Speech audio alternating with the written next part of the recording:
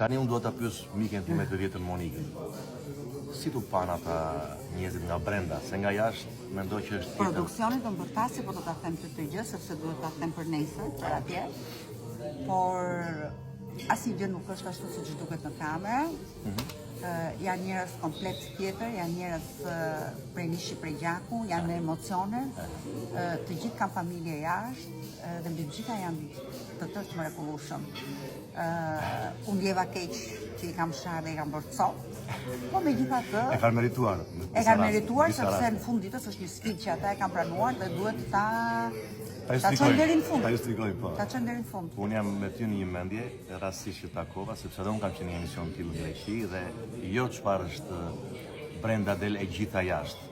Nuk perceptohet nga... Jo, është pra kur ti e shikon tjetrin live, jashtë kamerave, është siç kur zgënjeni ju kur më takoni mua live dhe thoni, "Ua, nuk e ajo që shohim në televizor." Vetëm buni ose unë jo prej vitës.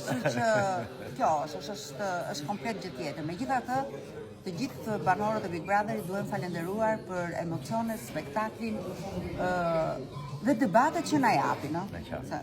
Edhe kjo është zotësi, të krijosh debate dhe të ndash opinionin publik që të debatojnë për ty është zotësi e madhe. Por edhe ju e keni ngritur vlerat.